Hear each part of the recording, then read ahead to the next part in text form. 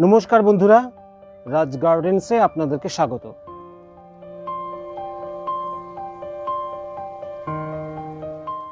আপনারা যারা আমার ভিডিও দেখেন তারা অনেকে জানতে চান যে ভার্মি কম্পোস্ট কি, সেটা কি কাজে লাগে। ভার্মি কম্পোস্ট কোনো দুর্মূল্য বা দুর্লভ জিনিস কিন্তু নয়।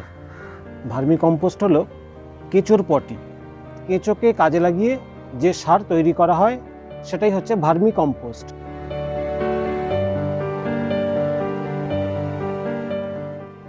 এটা যেমন অনলাইনে বা বিভিন্ন নার্সারিতে বিভিন্ন গাছের দোকানে কিনতে পাওয়া যায়, তেমনি চেষ্টা করলে কিন্তু বাড়িতেও বানিয়ে নেওয়া যায়।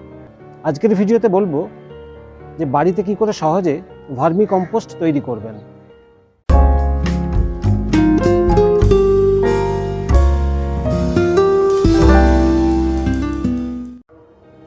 ব্যবসায়িক ভিত্তিতে যেখানে ভার্মি কম্পোস্ট তৈরি করা হয় সেখানে সময় যেমন কম লাগে, কিন্তু উপকরণ বেশি লাগে। কাঁচা গোবর, খড়, ঘাস পাতা, শুকনো পাতা, মাশরুম চাষ করার পর যে বর্জ্য বেরোয় সেটা, অনেক ক্ষেত্রে কচুরিপানা বা কলা গাছের পচানো অংশ, সেগুলোও ব্যবহার করা হয়। আমরা যারা ছাদে বাগান করি তাদের জন্য যে পরিমাণ ভার্মি কম্পোস্ট দরকার সেই পরিমাণ ভার্মি কম্পোস্ট কিন্তু বাড়িতেই তৈরি করে নেওয়া যায়। বাড়ির ছাদ বাগানের জন্য যখন আমরা ভার্মি কম্পোস্ট তৈরি করব সেখানে এত উপকরণ জোগাড় করা তো সম্ভব নয়। সেই জন্য 2-3টি উপকরণ ব্যবহার করে এই ভার্মি কম্পোস্ট তৈরি করা যায়, তবে তার জন্য সময় লাগবে 3 থেকে 4 মাস।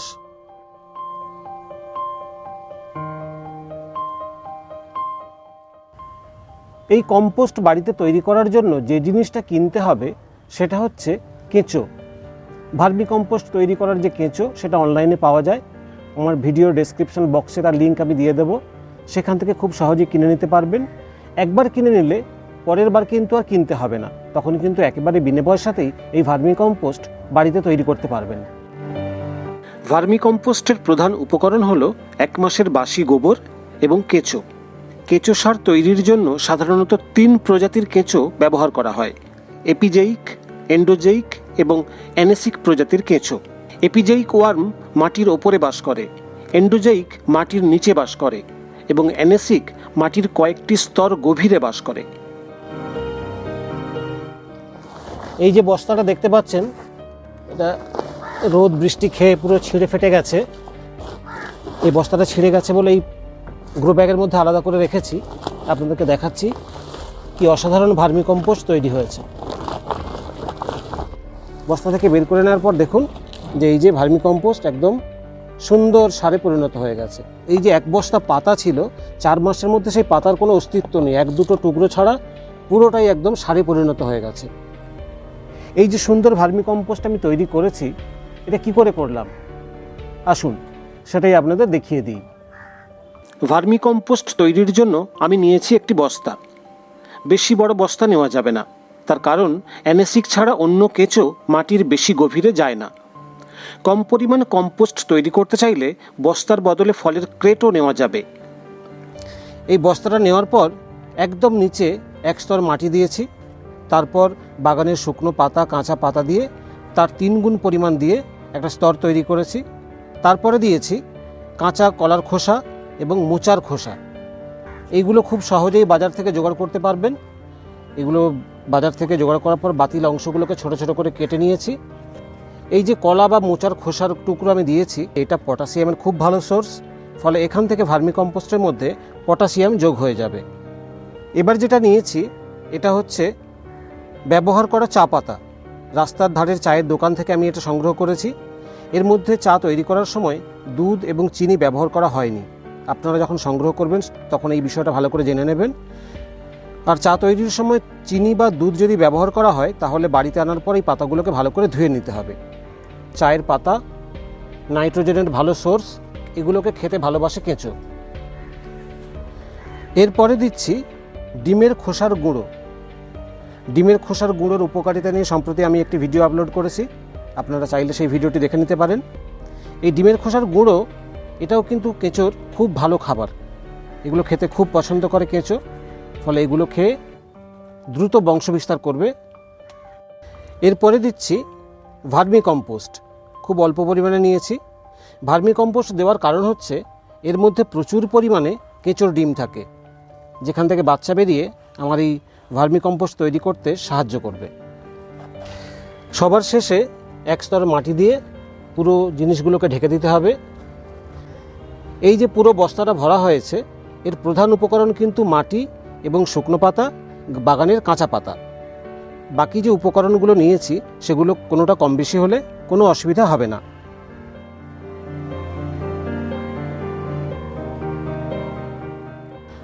বস্তা পুরোপুরি ভরে গেছে, এতে আর কিছু দেওয়া যাবে না। এই অবস্থায় 8 থেকে 10 দিন আমি এটাকে ফেলে রাখবো। এখনই এতে কেঁচো ছাড়া যাবে না, তার কারণ যে সমস্ত উপকরণগুলো দিয়েছি সেগুলোতে যখন পচনক্রিয়া হবে একটা তাপ তৈরি হবে, সেই তাপের ফলে কেঁচো মারা যেতে পারে। 8-10 দিন পরে যখন সেই তাপটা কমে যাবে, এর মধ্যে আমি কেঁচো ছেড়ে দেব। অনেকে ভার্মিকম্পোস্ট তৈরি করার সময় সবজির খোসা দেন বা সবজির খোসা দেওয়ার কথা বলেন, কিন্তু আমি এখানে বেশি পরিমাণ সবজির খোসা ব্যবহার করিনি, সামান্য কিছু মোচা এবং কলার খোসা ব্যবহার করেছি। বেশি সবজির খোসা ব্যবহার করলে যেটা অসুবিধে হয়, সেটা পচে গেলে তাতে যেমন একটা দুর্গন্ধ তৈরি হয়, তাতে ম্যাগট তৈরি হয় এবং প্রচুর পরিমাণে জল বেরিয়ে যায়। সেই নোংরা জলটা যদি বস্তা দিয়ে বেরোতে থাকে তাহলে গোটা ছাদটা নোংরা হবে, দেখতে খুবই খারাপ লাগবে। আমি এখানে সামান্য পরিমাণ দিয়েছি, যে পরিমাণ জল তৈরি হবে তাতে কি হবে, যে জলটা বাইরে বেরোবে না, কিন্তু এর ভেতরে একটা ময়েশ্চার থাকবে।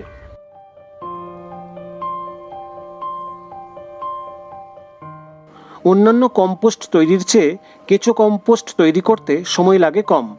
আমি যেহেতু গোবর নিইনি, শুকনো পাতা ও কাঁচা পাতা বেশি নিয়েছি, তাই এই সার তৈরি হতে সময় লাগবে একটু বেশি। আজকে যে কম্পোস্ট আমি বের করেছি সেখান থেকে এই কেঁচোগুলো বেছে মাটি সহ সংগ্রহ করে রেখেছি। এই কেঁচোগুলোই আমি এই বস্তার মধ্যে ঢেলে দেব।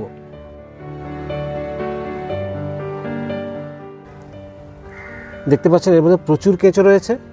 এই কেঁচোগুলো বংশবৃদ্ধি করে প্রচুর পরিমাণে হয়ে যাবে এবং গোটা বস্তাকে সারে পরিণত করে দেবে। কি পরিমাণ কেঁচো নিতে হবে? মোটামুটিভাবে 25 কেজি উপকরণ হলে 300 থেকে 450 গ্রাম কেঁচো হলেই হবে। কেঁচো ছাড়ার পর প্রতিদিন হালকা করে জল ছড়িয়ে দিতে হবে উপকরণের ওপরে। দেখতে হবে যেন ভেজা ভেজা থাকে।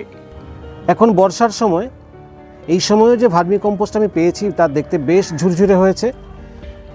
এই সার আমি সরাসরি গাছে প্রয়োগ করতে পারবো, আর তা না করে চাইলে আমি হালকা ছায়াতে অল্প করে শুকিয়ে নিলে পরে আরও ঝুরঝুরে হয়ে যাবে এবং সেটা গাছে ব্যবহার করার পক্ষে আরও উপযোগী হবে। বাজার থেকে আমরা যে ভার্মিকম্পোস্ট কিনি, দাম দিয়ে কিনলেও সেখানে কিন্তু ভেজাল থাকার ভয় থাকে, কিন্তু বাড়িতে যদি তৈরি করে নেওয়া যায়, এটা যেমন একদম নির্ভেজাল হবে, তেমনি বাগানের গাছেদের পক্ষে খুব উপকারী হবে।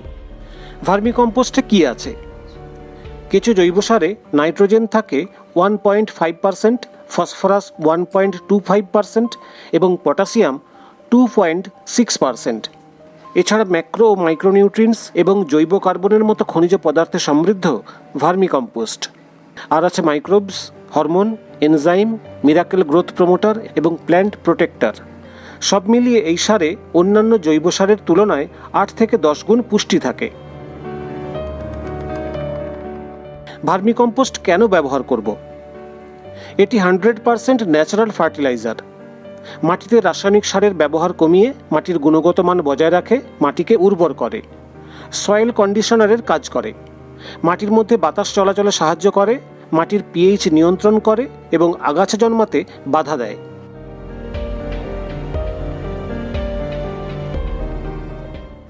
এখন জেনে নেওয়া যাক ভার্মিকম্পোস্ট কিভাবে ব্যবহার করব। সমান পরিমাণ ভার্মিকম্পোস্ট, কোকোপিট এবং দোআঁশ মাটি নিয়ে পটিং মিডিয়া তৈরি করে যে কোনো গাছ লাগানো যায়। মাটির সঙ্গে শুধু ভার্মিকম্পোস্ট মেশালে 50 কেজি মাটিতে 15 কেজি ভার্মিকম্পোস্ট নিতে হবে। মিশ্র সার তৈরির সময় অন্যান্য উপাদানের সঙ্গে 50% ভার্মিকম্পোস্ট নেওয়া যায়। 5 লিটার জলে 1 কেজি ভার্মিকম্পোস্ট সপ্তাহখানেক ভিজিয়ে রাখার পর তার সঙ্গে 15 থেকে 20 লিটার জল মিশিয়ে তরল সার তৈরি করা যায়। জলটা ছেঁকে নিয়ে স্প্রেও করা যায়। গরমের সময় গাছের গোড়ায় মালচিং করা যায় এই কম্পোস্ট দিয়ে। গরমের সময় জল ধরে রেখে গাছকে রক্ষা করে ভার্মিকম্পোস্ট। সমপরিমাণ ভার্মিকম্পোস্ট ও কোকোপিট মিশিয়ে তৈরি করা পটিং মিক্সে বীজ বুনলে জার্মিনেশন দ্রুত হয়। অনেক সময় গাছের গ্রোথ থমকে যায়, তার বাড় বৃদ্ধি চোখে পড়ে না।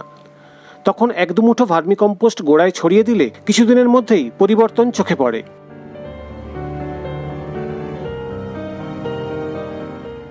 কতদিন রাখা যায় ভার্মিকম্পোস্ট? হালকা ছায়াতে শুকিয়ে সঠিকভাবে রাখলে 3 বছর পর্যন্ত রাখা যেতে পারে কেঁচো সার। ভার্মিকম্পোস্ট এবং তার ব্যবহার নিয়ে মানুষের মধ্যে অনেক বিভ্রান্তি রয়েছে। একটা প্রশ্ন অনেকেই করেন, আমরা কি শুধুমাত্র ভার্মিকম্পোস্টে গাছ করতে পারি? শুধুমাত্র ভার্মিকম্পোস্টে গাছ করা যায়, কিন্তু সব সময় সব গাছ করা যায় না। উদ্ভিদের এমন অনেক পুষ্টির প্রয়োজন যা শুধু মাটিতেই আছে, কম্পোস্টে নেই। তাই বড় গাছ শুধু কেঁচো সারে কিছুদিন করা গেলেও সব দিন করা সম্ভব নয়। শুধু কম্পোস্ট ব্যবহার করলে গাছের বৃদ্ধি, ফুল ফলের উৎপাদন কমে যেতে পারে, এমনকি কিছুদিন পর মৃত্যুও হতে পারে।